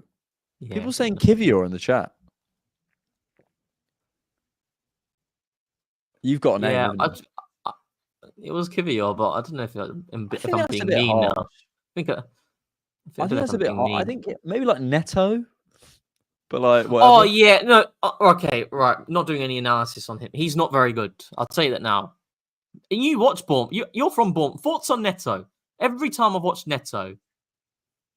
Just come from Bournemouth doesn't mean I have an in-depth analysis of. Yeah, that's your second team. What's his name? Norberto Neto. What's his first name? Yeah, Norberto Neto. Yeah, that's a crazy first name. Norberto. 3 syllables. Does he have like a shortening of the name? Norbert. Let's call him Norbert. Question: have you seen the TCannonpod merch drop on Discord? No. Alex texted me about this earlier. I don't know what you're referring to. Is there a merch? I think we should get the conversation that we were having. Oh my goodness me! Oh, these are sick. Alex, I'm going to show these now. Oh my goodness me! Let's have a look. Wait, I'm going to save them and then put them on the stream. I'm having these. We're finishing the pod on this. Go on, show me. Okay. So first one we're going to get is me and Ornstein on a t-shirt. And if you're not on our Discord, that's on you. You're missing out. We're going to get me and Ornstein on a t-shirt. I think that's great. And I think maybe less pixelated, but we should absolutely get that. Okay. 100%. That's the first thing. Second thing we're getting. I'm quite scared now. Getting quite scared. Is a Rohan Jivan tape measure, which only. Oh my god, that is disgraceful. 5'8". He's 5'4". He's 5'4", four. so I don't quite know don't know where that's gone wrong. That's disgraceful. 5'8". Getting 5'8", you'll take. You're absolutely getting closer. We're getting closer. Yeah, not quite. Then we got a mug, a TCannonpod mug. Go on then. Which changes when you put the water in. 175 centimeters. I think that's still taller than you. 175 centimeters is taller than you. 100%. I think it's what's that in inches? And then we got one more. These are great, Alex. We should definitely do these. We should absolutely. Who's going to wear them? Who's going to wear them, though, Alexander? Will we be able to get people? People would 100% buy it. See, mate, I'd wear. Listen, I'd wear it. So I actually did have TK merch back in the day. I'd wear it. And finally, this one, just as a caveat, we need a field tilt joke in there somewhere. You love field tilt, don't you? Where did field tilt start with this love of field tilt? You know the whole Lee Gunner story, right? Oh yeah, I do. Because he thinks I'm being serious. Alex, those are great. We should definitely do that. They are People saying they absolutely won't wear them. That's crazy. People, someone saying I will wear them, even the mug. See? Right. Uncaffeinated. Get some me is sleep. done. Get some sleep, and stop drinking too much coffee. No, I've stopped. That's the point. I've stopped. Okay. I've stopped drinking But how coffee. long have That's you? why I feel like How this. long have you stopped though for? How long? For 2 days. Okay, yeah, that's you need For a 2 big days. sample So I size. need to like push through, power through, and Yeah. feel better. Is it like serious fatigue? Because I don't know what it feels like. Is it Every like morning when I serious wake fatigue? up, before this, the first thing I think about is coffee, and that's not good. That's a No, dependency. not good. That's a dependency. You're So gonna get to. That's I'd like only Red have Bull like- territory. I'd only Red have Bull like 2 or 3 a day, Yeah. but that's a lot, and it's double shots. Oh, it's double. Yeah, it's double shots. So do you know what I mean? It's not as bad as the guys who are like, it's 7 a.m. and they just like crack open like the biggest monster, and that's brekkie. That's Well, brekkie. this is my thing. So my Yeah. my housemate is like, we'll joke with each other about because he literally so he went to get his teeth whitened, and he bought himself a straw so he could still drink Monster because he wasn't allowed to drink Monster. I was like, bro, you've got an addiction. He's like, you're literally addicted to coffee. I was like, there is 40 milligrams of caffeine in 1 cup of coffee. There is 150 milligrams of caffeine in a Monster. It's not comparable. No. And if I have 3 in a day, I'm like, well, that's enough. You'll have like 2. You'll have 2 a day. Have you seen how many different flavors there are as well? Bro, they are like sugar like and 20. like There's like 20 different flavors. It's crazy. It's crazy. No. If that's your brekkie, then you need to change it. Like people generally have Monster for brekkie. That's it. Just fill the stomachs on. You've sent me a voice note. Should I open it on stream before we finish, just in case? Yeah. Wait, shall I listen to it really quietly? See if it's appropriate for the stream. It's gotta be. Fiz's not gonna send anything too bad.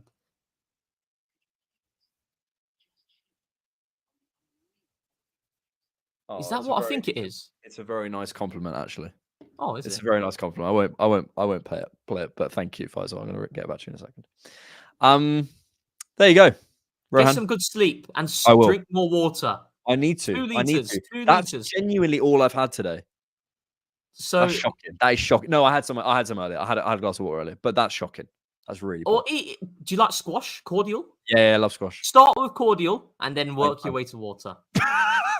Do you know what? I will. Baby steps. Baby steps. We're getting there. Thank you, everyone. Appreciate you being here. We'll be back next week for another CannonPod Live. Yeah, good times. Keep the content rolling as well. Oh yeah, we've got a data pod coming with. So check out the CannonPod tomorrow and support. This is Rohan. We've got a new guy, another George, who's starting a data show on the Cannon podcast, which is very exciting. Yay! Yeah, I was really excited. I actually really loved. I loved doing it. I really enjoyed it, and it was really good. Yeah, really good. Hopefully people enjoy that sort of content. Thanks for being here. Thanks for watching, and thanks for keeping it Arsenal. Say peace. Peace.